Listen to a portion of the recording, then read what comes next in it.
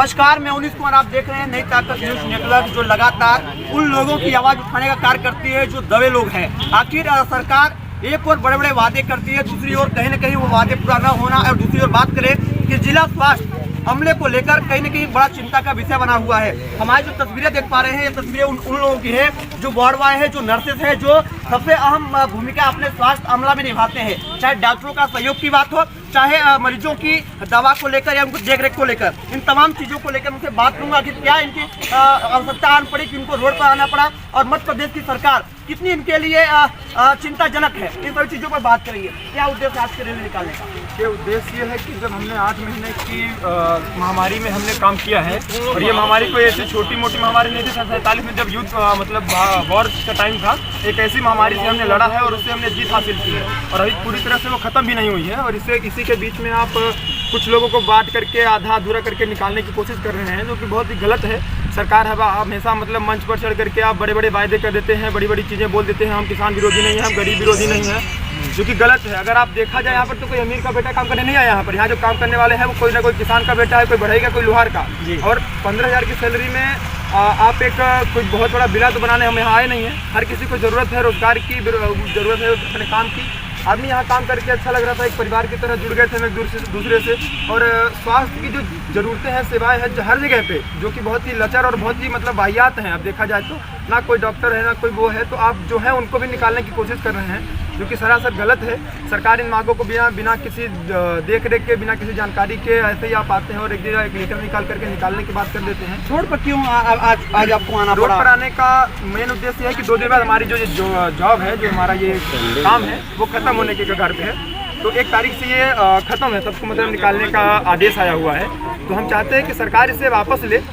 और हमें आप लोग संडे के दिन, रविवार के दिन आप लोग रोड पर आकर प्रदर्शन कर रहे हैं। स्वास्थ्य विभाग में 8 महीने हमने काम किया है और सरकार ने हमें 1 दिन की छुट्टी नहीं दी है। हमने संडे को भी काम किया है और पूरा काम किया, पूरी ईमानदारी से काम किया है। ना दिवाली ना दशहरा हमने पूरा काम किया है, ना रक्षाबंधन, हमने पूरा घर परिवार त्याग करके काम किया है। मैं खुद देवसर से आकर के यहाँ 60 किलोमीटर दूर बाइक चला करके आता था उस जमाने में, जब लोग घर से बाहर नहीं निकलते थे और यहाँ हम काम करते थे। आज सरकार को ये चीज़ भले दिखाई ना देती हो, आप आधे लोगों को रखे, आधे लोगों को निकाल दीजिए, तो ये तो बिल्कुल गलत है। तो कहने का मतलब है कि जब हम घर से बाहर निकल करके काम किए हैं और पूरी ईमानदारी से काम किए हैं, तो आज ऐसी कौन सी विपत्ति आन पड़ी है कि सरकार हमें निकाल करके बाहर कर देना चाहती है? क्या मांगे हैं आपकी, क्या चाहते हैं? मांगे ये है कि हमें या तो संविधान में सम्मिलित किया जाए, जैसे बाकी लोग काम कर रहे हैं हम भी वैसे ही काम करेंगे, तो हमें परमानेंट की कोई ना कोई जगह दी जाए। हम ऐसे बेरोजगार कहाँ जाएंगे, कहाँ भटकेंगे?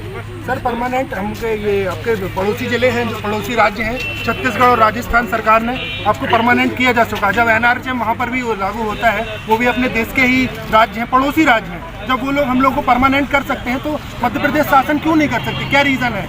जब हम लोग पूछना चाहते हैं, आप लोग स्थानीय तौर पे काम करें जिले में जी, आपको जिले में जिला प्रशासन और यहाँ के जो जनप्रतिनिधि हैं वो आपको कितना सपोर्ट कर रहे हैं? क्योंकि अभी तक यहाँ कोई नहीं दिखा, अभी तक जबकि विधायक जी हमारे MLA चितरंगी के विधायक जी के सुपुत्र यहाँ आए थे और उन्होंने हमारा कार्य देखा है और उन्होंने बहुत अच्छा सराहनीय कार्य किया हम लोगों ने। और वो नेगेटिव हो गए, कोरोना पॉजिटिव आ गए थे उनके लड़के, तब भी हम लोगों को कोई सहयोग प्राप्त नहीं हो रहा है जनप्रतिनिधियों के थ्रू।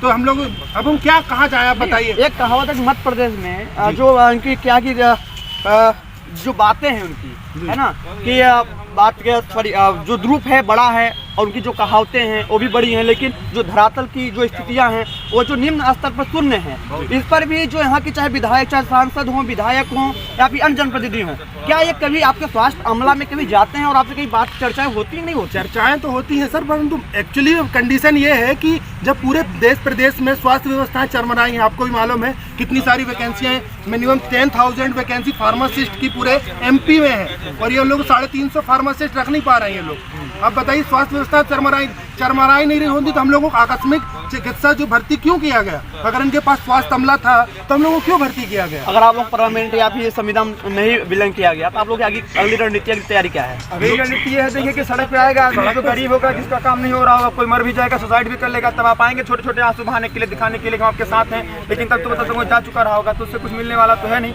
रणनीति साफ है, या तो हमारी नौकरी दे दें या जैसे हम थे वैसे ही रख लें, हमें कोई दिक्कत नहीं है। आप कुछ बहुत कुछ मांग भी नहीं रहे आदमी। क्या माना जाए लगभग जिले से आप लोग कितने ऐसे लोग हैं जो कि सरकार के इस फैसले से प्रभावित होने वाले 83 मोर देन 80 पेज। हैं? आपका जो ये आंदोलन है तो सिर्फ सिंगरौली जिले में है या पूरे प्रदेश में हमारा एक कोविड-19 स्वास्थ्य संगठन है, वो हमारे मुख्यमंत्री जी से ही मिला है, स्वास्थ्य मंत्री जी से मिला है। लगातार वहाँ पर मुलाकातें हो रही हैं और इसी तारतम्य में हम लोग यहाँ पर कलेक्टर साहब से मिलने आए थे, परंतु दुर्भाग्यवश कहें कि हम लोगों को कल लेटर मिला और आज संडे फंस गया। तो हम क्या करें, उसके लिए हम कुछ नहीं करते। कुछ जगह पे तो ऐसा हुआ कि हमारे साथी भाई जो आंदोलन कर रहे थे, 25 तारीख को आया, बाकी 27 को हम लोग को रिलीज मने हम लोग को प्राप्त हुआ। चलिए अस्थायी तौर की बात कर, ठीक है, आपको वहाँ संगठन में आपको जो भी मिला है जी, आपको सबसे अहम सहयोग आप निभाते हैं डॉक्टरों का। जी, डॉक्टर का सहयोग करते हैं, मरीजों का आपने सबसे अच्छा योगदान वहाँ निभाया। डॉक्टर जो सरकारी गवर्नमेंट है वो आपको कितना सपोर्ट के लिए मैदान में आ रहे हैं, क्योंकि आप उनके अंग हैं, क्योंकि आप आपके आधार पर वो काम करते हैं, आप वो इशारे करते हैं, आप काम करते हैं, लेकिन वो कितना आपके सपोर्ट में आ रहे हैं? वो लोग क्यों चुप्पी साधे बैठे, क्योंकि उनके भी कमी खलती होगी। ऑनेस्टली कहा जाए तो जो भी ये फैसला लेने वाले बैठे हैं ऊपर ना, वो डॉक्टर ही है एक्चुअली में। अगर एक्चुअली में कहा जाए तो एनएचएम में बैठने वाला कोई फार्मासिस्ट नहीं है, कोई नर्स नहीं है, कोई वहाँ पे वार्ड बॉय नहीं बैठता है, वहाँ पे बैठने वाला डॉक्टर ही होता है। तो हम क्या मान होता है एक्चुअली में आईएएस ऑफिसर जो भी हो, छवि भरत जो भी बनी है वो प्रदीप खजेला जी भी हैं, वो भी एक डॉक्टर ही होते हैं जो एमबीबीएस की डिग्री करने के बाद आईएएस फाइट करते वही बैठते हैं। स्वास्थ्य अमला के मंत्री प्रभुराम चौधरी जी, कभी आप उनसे एक बार मुलाकात हुई, कुछ चर्चाएं हुई? कल ही चर्चा हुई है। अब वो कोविड-19 मुख्यमंत्री जी कल उनके हमारे ससुर जी हैं, वो उनका देहांत हो गया था तो वहाँ गए हुए हैं, गोंदिया गए हुए हैं, इसलिए उनसे कल मुलाकात नहीं हो पाई है। प्रभुराम चौधरी जी से मुलाकात हुई है और आज 3-4 बजे करीब मिलने का है प्लान। बट हम लोग स्थानीय स्तर पे भी तो हम लोग करेंगे ना, वो लोग अपना काम करें बट हम लोग भी तो अपना काम करेंगे। 2 नवंबर को गृह मंत्री जी आ रहे हैं सिंगरौली में जी, क्या उन पे भी कुछ तैयारियां कर रहे हैं? बिल्कुल, अगर 2 नंबर को हम लोग पूरा आंदोलन करेंगे, उनसे मिलने का पूरा प्रयास करेंगे और अपनी मांगों को अपने जो 2 दिसंबर को आ रहे हैं, सॉरी 2 दिसंबर को आ रहे हैं, 2 दिसंबर को आ रहे हैं। हाँ। जब भी आएंगे हमारा पूरा संगठन उनसे मिलेगा और अपनी मांगों को पूरी जोर शोर से रखा जाएगा उनके सामने। ये क्या आप लोगों को मतलब कोई ये दिया गया था तिथि या नियम दिया गया कितने महीने तक ही आप हम लोगों को 3 महीने के लिए दिया गया?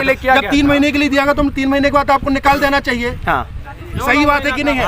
परंतु आपने 3 महीने का एक्सटेंशन दिया, क्यों एक्सटेंशन दिया आपने? क्योंकि आपको पता था कोविड-19 बढ़ने वाला है, चरम पर है ना, चरम पर कुछ कर रहे थे, बताइए क्या उद्देश्य आप लोग रोड पर आने का?